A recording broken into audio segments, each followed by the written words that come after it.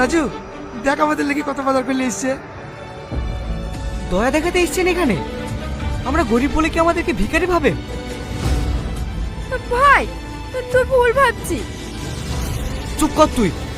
এদের মতো মানুষ যে কেমন হয় সেটা আমি ভালো করেই জানি। টাকার গরম দেখাইতে ইচ্ছে কেন? আপনাদের বাড়িতে কাজ করি বলি নিজের মাথা বিক্রি করে দিইনি। এই নিন আপনার জিনিস, দয়া করে আর করুণা দেখাতে আসবেন না।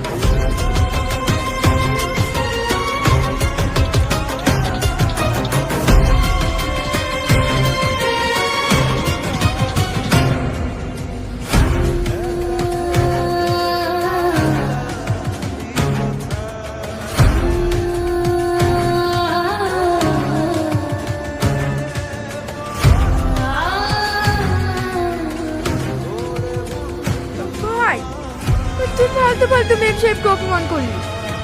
সেদিন নয় ভুল করে তোকে একজন মেরেই দিয়েছিল, কিন্তু বিশ্বাস কর মেম সাহেবের মনটা সত্যিই অনেক ভালো। বাপরে, মানুষ চিনতে চিনতে আমার 40টা বছর কেটে গেল। মেয়েটার চোখের দিকে তাকিয়ে আমি বুঝতে পেরেছি মেয়েটার মধ্যে কোনো অহংকার নাই। কাজটা তুই ভুল করলি রাজু। আপা ঠিকই বলিস, তোর লেগে মেম সাহেব কাঁদতে কাঁদতে চলে গেল।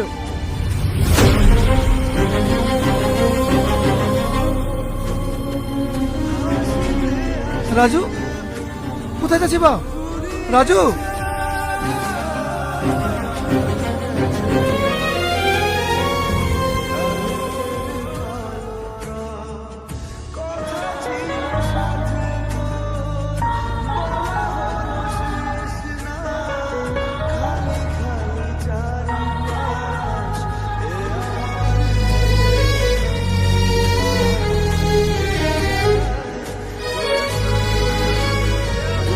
সরি, আমার আপনার সঙ্গে এরকম ব্যবহার করাটা ঠিক হয়নি।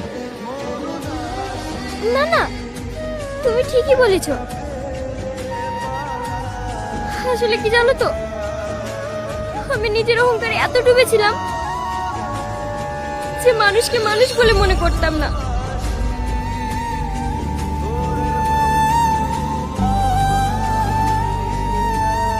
কিন্তু বিশ্বাস করো, তোমাদের এই গ্রাম, তোমাদের ব্যবহার, সবার সাথে মিশতে মিশতে কখন যে নিজেকে চেঞ্জ করে ফেলেছি বুঝতেও পারিনি। আমি জানি তুমি অনেক ভালো ছেলে, আর এটাও জানি তুমি আমার উপর অনেক রেগে আছো।